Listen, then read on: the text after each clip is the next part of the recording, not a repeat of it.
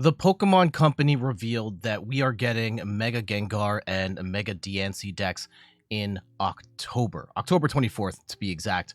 And they also just revealed what those cards look like in terms of the Mega Gengar, Mega Diancie, and a couple of more that are going to be coming out as part of their Japanese equivalent decks, and most likely what we're going to be getting as well in October. I'm Jed from inthirdperson.com. Make sure to like the video, subscribe to the channel, and let's look at some new cards coming out as part of the Mega Gengar and Mega Diancie decks. Let's start with Mega Gengar EX. It is a Stage 2 Pokemon that drops 3 prizes when it's KO'd, and it has 350 HP, which actually seems a bit on the low side for a Mega Evolution. Regardless, it does have other benefits to it that could outweigh the cons of its somewhat low HP for a Stage 3. Shadow Hiding is an amazing ability where whenever one of your dark Pokemon is knocked out by damage from an attack from your opponent's Pokemon EX, your opponent takes 1 less prize card. This effect does not stack. So if you've got multiple Gengars, it's not going to take negative prizes or anything like that. However, being able to deny your opponent a prize when they take a KO with an EX that's an incredible ability. Now, they could attack with a non-EX Pokemon and get the full value, but for the most part, most of the attackers in the game are EX Pokemon, and if you're able to skew the prize race potentially this dramatically, especially if you're able to create a board state with all dark Pokemon, this could be absolutely nuts. And then its attack, Void Gale, for 2 dark energy, it does 230 damage, and you move an energy from this Pokemon to one of your bench Pokemon. 230 damage is a good number in the sense that you are 2-shotting everything in the game, including Mega Evolutions going forward, and you are one-shotting a lot of basic EX Pokemon as well. Something like a Miraidon, a Roaring Moon are going down in 1 hit. Raging Bolt, it's going to take a little more, but maybe Monkey Dory could be thrown into the mix here to fix some of the math for you. But 230 is in general good number. 2 energy, really efficient. 2 energy for 230, really good. You are moving that energy around the board though, and that can be kind of annoying. But Gengar does have the benefit of something like Janine's Secret Art, where you can accelerate multiple energies to the board and potentially keep yourself flowing that way. And yeah, I could see a situation where you have multiple Gengar EXs and you air balloon between them, and then after you attack with one and you move the energy down to the second one and then you pivot into the fresh one. This feels like it's got some sauce going for it. While we're here, we can look at its pre-evolutions as well. Not really much to say about Ghastly other than it's a 70 HP Pokemon, which is the magic number for basic evolution Pokemon trying to get out of that Dragapult Phantom Dive range. And then we also have Haunter here, and I'm showing the illustration rare specifically because this is likely to be the promo card that appears in the Mega Gengar battle deck that we are getting in October. Dark Pokemon are also getting support in Punk Helmet, where if the Dark-type Pokemon this tool is attached to is in the active spot and damaged by an attack from your opponent's Pokemon, you get to put 4 damage counters on the attacking Pokemon. This is basically a straight-up upgrade on Rocky Helmet, where it does the same effect, but it only does 20 damage instead of 40. So good upgrade. It only works on dark type Pokemon, but this could help fix the math for Gengar and other dark decks as well. I like it. The other big reveal here is Mega Diancie EX. It's a basic psychic type Pokemon with 270 HP, and I will just say in general, these Mega Evolution Pokemon that are basics kind of freak me out. I feel like their HP is a little low. It's dangerously low relative to where the attack power is in the game, and it kind of freaks me out. But it does have the Diamond Coat ability to kind of offset that low HP a little bit, where you take 30 less damage from attacks, and its big attack is Garland Ray for 2 psychic energy. You do up to 240 damage by discarding 2 energy from this Pokemon. 240 for 2 is good. Yes, you have to discard the energy, but you are knocking out a lot of big basics like a Miraidon EX or all the way up to a Raging Bolt EX in 1 hit. And yes, you could technically power this up with Gardevoir EX, but you are lowering its HP, making it even easier for your opponent to take 3 prizes. But the big combo here is with a new card called Wonder Patch, where you get to attach a basic psychic energy from your discard pile to one of your bench psychic Pokemon. Now, we know Wonder Patch is going to be an amazing card. We have seen Dark Patch, Metal Saucer, the water equivalent patch. This is amazing energy acceleration in the game, and Psychic is going to be getting it going forward. And I know people are like, oh, Gardevoir's probably not going to benefit in the immediate term from Wonder Patch, because Gardevoir's attackers also benefit from having damage on them. This is very much a post-rotation play where Psychic decks will probably rely on Wonder Patch going forward. But Diancie benefits crazy from this card, because all of a sudden, turn 1 going second, you can attach 2 energy in 1 turn, bring this into the active, and then swing for 240 damage on turn 1. This is a potentially insane add to, like, potentially insane, whether it's its own deck or you're adding it to some other Psychic deck. I love the aggro of this one. There's a new Honchkrow here with 2 attacks. Dark Wind for 1 dark energy does 30 damage, and then the second attack, Snipe Feather, for 2 dark and a colorless.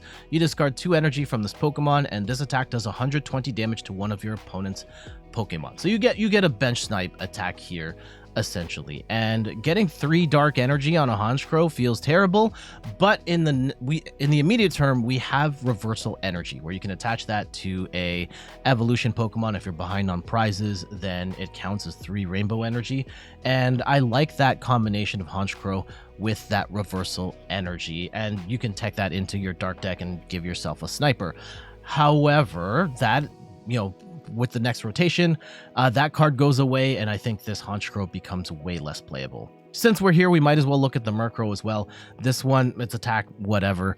The big thing is it's got 60 HP, which is not ideal in a world where Dragapult's Phantom Dive exists. It's going to get taken out in 1 Phantom Dive drop. Sableye has the attack Angry Claw, where for 1 dark energy it does 20 damage, but if you've got a stage 2 dark Pokemon in play, this attack does 70 more damage. Very much meant to go with the Gengar EX, and then you've got a single prizer that can swing for 90 damage. It can help you take out some smaller threats like basic evolution Pokemon, and without putting your Gengar in the way, and if it gets knocked out while Gengar's in play, it's dropping 0 prizes. Alcremie has the attack Sweet's Circle. For 1 psychic energy, it does 20 damage times the number of Pokemon you have in play. Now, 120 damage normally is not gonna cut it, but if you've got Area 0 Underdepths in play, and all of a sudden you've got 9 Pokemon in play and you're doing 180 damage, at that point you are now 2-shotting almost everything in the game, and you're going to be getting a lot of Mega Evolution Pokemon as well. So for 2 attacks, you are potentially taking out a 3 prizer if you can keep Area 0 Underdepths in play, and if you can keep your bench full. So I'm not entirely down on this card. It feels like you're going to need a lot of maintenance to do okay, but I do, especially in a world of 3 prize Pokemon, I do think that this put as like a little bit of potential if you can consistently swing for 180 damage, especially on 3 prize Pokemon. Milcery's here too, and the only thing notable about it is that it's got 50 HP, which is really not where you want to be as a basic evolution Pokemon, though Alcremie also has terrible HP at only 90. So both of these not relying on their HP to keep them up. You really want to set these decks up fast and be swinging for 180 as quickly and as consistently as possible. Last card we're going to look at here is Meloetta, and I've got the illustration rare pulled up here because this is likely going to be the promo that is included in the Mega Diancie deck. It's got 2 attacks. The second attack is absolutely horrible. Psychic and a colorless for 50 damage. No, absolutely not. Its first attack, Healing Melody, heal 120 damage from one of your bench Pokemon.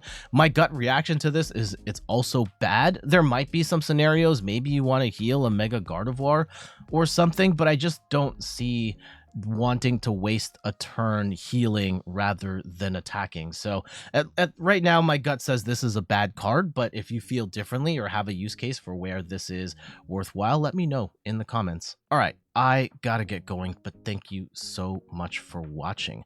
Before we go, some quick plugs. You can find me on all the things: YouTube, TikTok, Twitter, and Instagram at In Third Person. You can find me on Twitch at In Third Person, where I stream the Pokemon trading card game every Sunday at 10 a.m. Eastern Time. And check out the website, inthirdperson.com, for more articles and videos on video games, board games, and other nerdy pursuits. And one last thing, I just wanted to say thank you so much for your support for the channel throughout the however long you have been here. And just want to make a note, like, you probably noticed that the channel has been slowing down a little bit in recent weeks, and part of that is just the era that we're in right now. This Black Bolt White Flare era of the game is really inconsequential to competitive play. The only real cards that matter are like the Genesect, Air Balloon, and to a lesser extent Tool Scrapper. So like I'm really reluctant to just make videos on like, let's talk about Grimmsnarl again, and now it has an air balloon. Like, so I've been trying to find other things that are a little more impactful or a little different. I do have a Blaziken video that I've recently recorded, and I plan on putting that up soon. But in general, it feels like there's just not as much stuff to talk about. So I've kind of slowed down a bit. And then just my personal life outside of making videos here in this basement has been very crazy. You got the summer, or like summertime with the family and my toddler. We've got, he's a toddler? Yeah, he's a toddler at this point. We've been very busy and absolutely enjoying the summer. So been prioritizing family here as well. But thank you to everybody for supporting the channel, especially during this. I mean, everybody, but like right now the channel's been a little slow. I'm gonna try and pick things up a little more towards the release of Mega Evolution. I feel like the next little bit is probably going to be slow because there's just not a lot to talk about. I mean, Worlds is coming up, and yes, we'll cover the championship deck and stuff, but I feel like there's just not that many changes until Mega Evolution comes out, at which point there will hopefully be some seismic changes in the meta, and we've got lots more to talk about then. But in the meantime, thank you for rocking with me. Thank you to everybody who watches the videos on YouTube. Thank you to everybody that hangs out with me on Twitch every Sunday. Yeah, by the way, I'm going to be away for a couple of Sundays in August as well, because yeah, I'm actually going to be away at a cottage during Worlds. I'll try and watch it. I watched a little bit of my phone Worlds last year, and I was able to catch the grand final.